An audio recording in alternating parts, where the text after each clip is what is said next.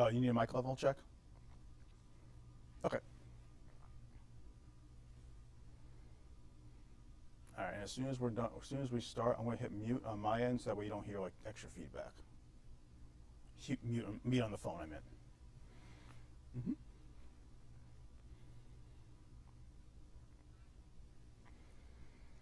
Hey everyone, happy Monday. I'm Meteorologist Addison Green here, getting into the weather classroom for the day today, and we are going to be talking about a topic that's a little more on the familiar side, unfortunately, to this part of the country. We're talking about Southeast Texas, and you can see right here by the imagery next to me what we're going to be talking about. Hurricanes, and we're talking about Hurricane Preparedness Week to be more specific, because this is the first weekday of Hurricane Preparedness Week. It goes on in May 3rd, so yesterday, through May 9th, and so we're starting off on this May 4th. By the way, for all the Star Wars fans out there, may the Force be with you, of course.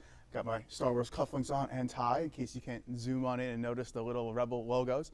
But let's go ahead and dive into the information right here, because we do have to deal with several weeks to prepare before the beginning of the season, which starts on June 1st. So, number one thing to think about, find out if you live in a hurricane evacuation zone. Number two, mainly for the parents out there, review and or update your insurance policies, making sure that your home is prepared to deal with the aftermath of a system coming into the picture, whether it's a tropical system, a hurricane, or a major hurricane. And also get ready to make a list of hurricane emergency supplies that you may need to keep you and your loved ones safe and sound to ride out the storm. Now, as you look across the Atlantic Ocean right here, the Northern Atlantic, because there's also the Southern Atlantic, Northern Atlantic Ocean from the coast of Africa all the way out there across the Caribbean islands and in towards the Gulf of Mexico, we can see it is nice and quiet. No current storm activity is going on. The National Hurricane Center out there in Miami is constantly monitoring it in case there is any activity even before the season starts, because every now and then there is a chance that someone may jump ahead of the line and start to form, usually closer towards the land masses like Florida or South Carolina or in the Gulf of Mexico, and in which case we'll keep our eyes on a system that may be growing and developing. But right now we're talking about the countdown to hurricane season being 28 days from now. It officially starts June 1st, goes through November 30th, but like I said, you can sometimes get a storm to pop up ahead of schedule. Now, for the 2020 season, the Atlantic Basin storm names are right here, from Arthur, Bertha, Cristobal, Dolly, Eduardo, Faye, Gonzalo, Hannah, Isaias, Josephine, Kyle, Laura, Marco, Nana, all the way down in towards some of the less seen names. We're talking about the O name storms all the way down to W, which I believe the only W name storm we had was Hurricane Willa, if I'm not mistaken, impacted Florida several years ago. But that was a very, very active season, 2005, where I think it pretty much rewrote the books on tropical systems, because we had to go past this alphabet and into the Greek alphabet. It's never happened before. We went through several names on that list. So it was a very, very active season. I was working in a national forecast center, and I was busy from start to finish. But now let's make our way in towards the Atlantic hurricane season coming on up for 2020 and talk about the forecast, in which case it's going to be above normal. Normally we see right here, based on a 30-year average called climatology, 12 named storms, about 6.5 to 7 hurricanes, that's category 1 or higher, but category 3 or higher, major hurricanes, about 2 per year form. Now, when we talk about the above normal activity, here are those numbers: 14 to 18 named storms, 5 to 10 hurricanes, and maybe seeing 3 or more category 3 or major hurricanes. Now, just because we show you these numbers, that doesn't mean that all of these named storms could pop up and come towards us here in Texas. It just means there's a chance that seeing across the Atlantic Basin towards the Gulf of Mexico and the Caribbean Sea, we may be seeing this much activity come into the picture. But it only takes one storm system to come and make landfall in an area to cause damage that can last for months, if not years. And we know all about that here with Harvey. It was just one storm, but we're still talking about it several years later. Now, the big issue with hurricanes, storm surge, and the flood threat they cause, it can't really be fixed without doing a ton of work to move cities and change streets and blocks. So that can't really happen. So we have to live with it and prepare for it every single time. Make sure that we talk about having a FEMA flood insurance policy, Federal Emergency Management Agency right there. And homeowners, renters insurance usually does not cover flooding. So unfortunately, if you are stuck in that situation, parents out there, guardians, you have to check those policies and you have to make sure that at least where you are, there is some type of policy or coverage of some kind that can keep you and your family from dealing with any huge amount of bills coming on in from flood damage.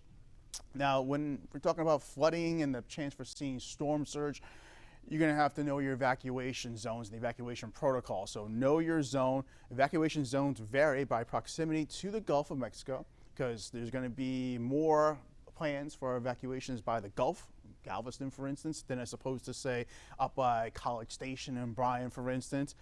But the big motto right there to take away from it: run from water, we hide from the wind. So we stay inside a nice, secure, strong building, talking about hurricane force winds in excess of 74 miles per hour. But when it comes to water, if you're on the ground level, or if you happen to be in a level that's just below ground level, you gotta make sure you get to higher ground, because you have to escape the water. There's no stopping it when it starts to push in and further in across a metro area.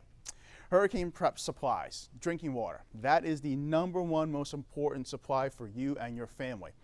The average human can go about 3 days or so without maybe significant food, maybe just something to like munch on, like say like some almonds, for instance. You can get by with that, or maybe if you had to do something else. But water, you can't really last more than 24 hours without having water. I'm talking about clean, fresh water. You can't drink floodwaters, can't drink seawater, so you need fresh water. So 1 gallon per person per day to last for 5 days is a usual rule of thumb, and it will vary based on the storm situation that you may have to deal with. More prep supplies, food and diapers. Saying you need to have prepackaged dry foods that work nicely, that you can easily pack up and carry with you and take you to where you have to maybe escape from rising flood waters. And food bars, say like protein bars, do work very nicely. Baby formula, diapers, pet food, medications, all of those items have to be put down on a list and checked off to make sure you have everyone covered. And of course, can't forget your 4-legged friends right there. They are a member of the family. You grab the dog or the cat or something's in a cage and bring it with you. Can't leave them behind. Lights, first aid. Battery operated is best, because you're not going to be able to always be able to find an outlet to plug in, say your lamp or some other light source. And for phones, tablets, laptops, you want to make sure those are all fully charged and you have a way to power them up wherever you may be. Say a portable battery that you can find easily online that can power up several devices.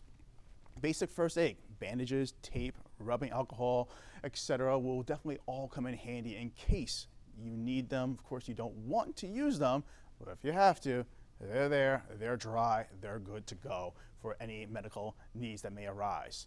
And once the storm clears on out, you have all that muggy water sitting around.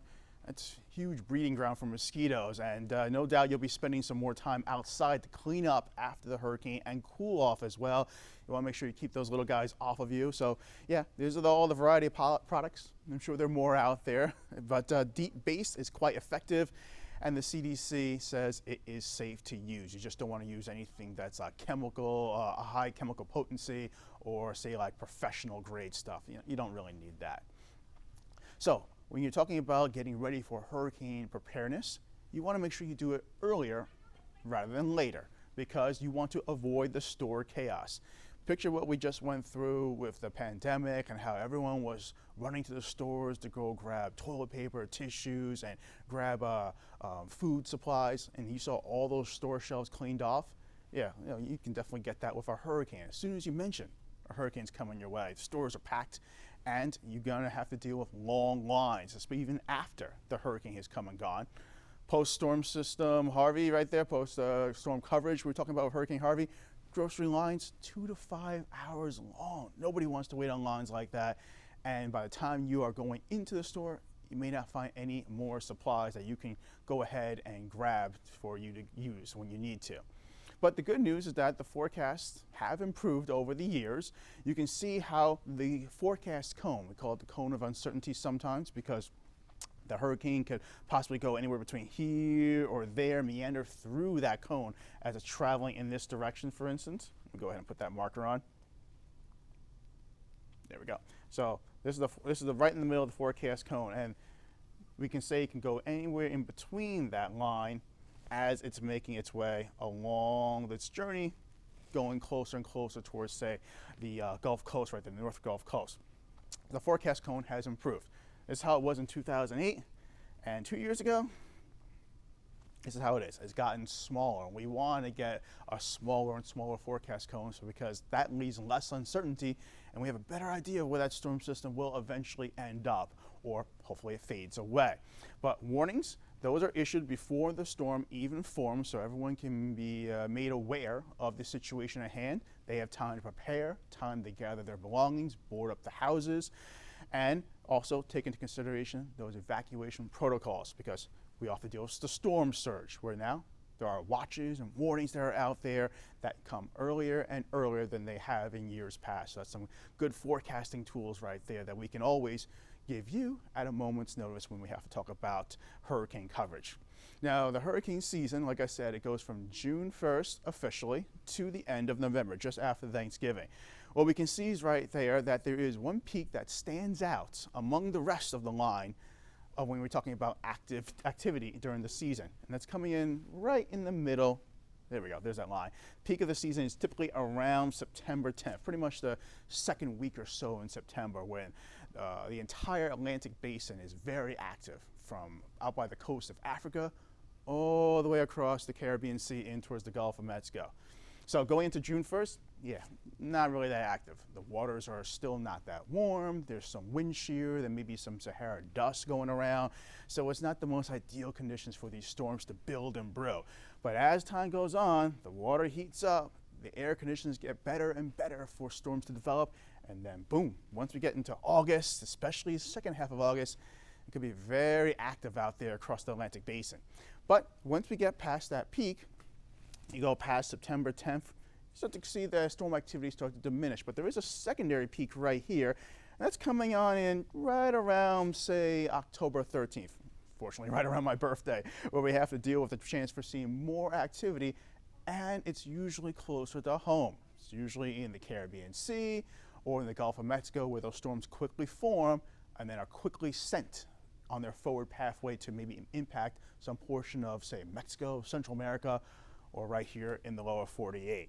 Now, going down past mid-October, we definitely do see the activity really drop off throughout November as the waters become cooler and we start to see less ideal conditions for those storms to develop. But nonetheless, it's a long season.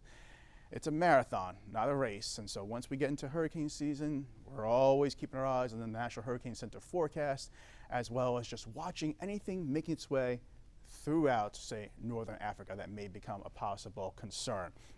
Let me go ahead and switch gears to talking about the storm surge going on across the area, what it means based on the type of system that comes our way. So let's see, I was able to get to it before. Browser, there we go. So this is a nice handy product. You just Google National Storm Surge Hazard Maps, and it will take you right here. It's a government-run website from NOAA, National Hurricane Center as well. And we can see how places may be impacted when we're talking about the type of hurricane that may came through. Maybe it's a Category 1 all the way to a Category 5. We'll go ahead and slide this up right here. So you can see all the blue, less than 3 feet above ground, there's a possibility of being impacted by some storm surge. Let's go right into the Houston area, for instance, because that's where we live. Come on, there we go. Sometimes it's a little sluggish, it's a Monday. There we go. Okay, so Houston's front and center, so we can see right there from Galveston down in towards just outside of the Angleton area, and then of course here is the Houston metro area. So it's a Category 1, storm surge potentially. A lot of the coastal communities could possibly be seeing some minor flooding concerns come around. Let's go to Category 2, shall we? Let me slide the legend up. I'll have to do this every single time. But Category 2, now we start to see greater than 9 feet above ground is going to be impacted by storm surge, which includes the majority of not just the coastal islands like Galveston Island, but also further inland as well. And we can certainly see that even some areas just east of the Beltway are possibly seeing some impacts from some rising storm surge as well, around Baytown, for instance, and pushing eastward towards Anahuac. Category 3, major hurricane. Winds in excess of 131 miles per hour could be coming our way with a Category 3 hurricane. There we go, slide the legend up. How's the map look? Well, anywhere in red is going to be heavily impacted, if not totally impacted, by storm surge. That's greater than 9 feet. But now we're starting to see some areas like outside Pearland area, Pasadena, for instance, they're starting to see some of the bayous rising with that storm surge pushing on in throughout the bay and then further and further inland. So anyone along the coast has to get further and further away from the coast to ride away from that storm surge potentially coming in across the picture. Category 4, now we're dealing with a big system right here, and there's a lot of red on the map. Now we have a lot of the coastal communities covered in red, as well as areas further inland for some of our interior counties right along the coastal areas as well. You can see from Pearland area, for instance, Pasadena, all on the bayous, going across the northern sections of the bay, now having to deal with potentially some big time rising storm surge. Category 5 doesn't get any higher than that. Winds in excess of 155 miles per hour, big monster storms coming in. And we do see that we have now the red getting pushed further and further inland, even taking up some of the areas across the eastern metro, going across the Beltway, even starting to get in sort of some of our bayous going across the central sections of the city. Now starting to see those water levels rise and possibly impacting some homes. So yeah, that's a big thing to do when we're talking about storm surge. You want to make sure you get away from the coast, because you can't ride out a storm surge. It's pretty much the storm sitting on the body of water, and as it's moving forward, it's pushing that water forward right there, and you can't stop rising ocean waters, can't stop the rising Gulf waters. So yeah, when we're talking about high storm surge, even if it's a Category 1 system, even if it's a tropical storm, have to take it seriously, because unfortunately the number of fatalities that usually run rather high, we're talking about a tropical system, come in from inland flooding or also storm surge. So yeah, that's something that we don't want to take lightly across the area. So I have one of our digital directors, Chloe, on the phone with me, and we're going to take any questions you may have, any shout outs as well. Hey Chloe, you got me? Mm-hmm.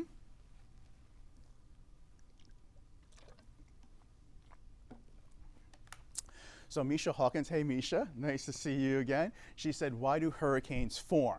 And it's a long, complicated answer, but to summarize and shorten it down, is that they are pretty much a way to move heat and humidity from the central portions of the planet, because they form near the equator, not near the equator, they form near the central portions of the ocean, and they move that heat and humidity further inland and eventually try and displace it from the middle of the planet further northward. So it's trying to find a way to balance things out across the planet. Unfortunately, human beings are caught in the path of these systems, whether we want to be or not, and we get impacted as they're trying to move that heat and humidity further away from the central portions of, say, the Atlantic Ocean. Mm-hmm. Hey, Lisa. What was the question, Chloe? Sorry. Do we have, so Lisa was asking, do we have any hurricanes coming right now across the entire Atlantic basin? Well, good news is that, Lisa, we do not. We have, let me go ahead and back this up, step to the side from my weather system.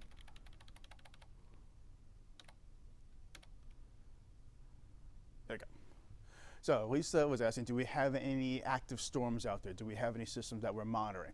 Good news is that we do not. The basin is very quiet, and typically this time of the year, we don't see much activity. There was one small depression that did form in the eastern Pacific over here.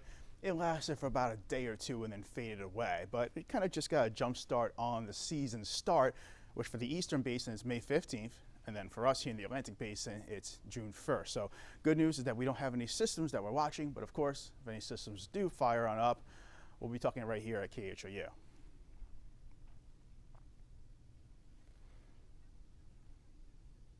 Okay, so I don't think we have any more questions, but I'll take any more shout outs that you guys may have, and I'll go ahead and take a look on the Facebook comment section to see if there's anything I can answer personally. And of course, you can always find more information following us right here at KHOU, and I'll be back with the latest forecast on the 411. We're talking about more warmth, chance for some thunderstorms coming our way as a cold front drops by midweek, and a nice cool down just in time for Mother's Day weekend. So a nice gift right there to all the moms. But meteorologist Addison Green saying, I'll see you later.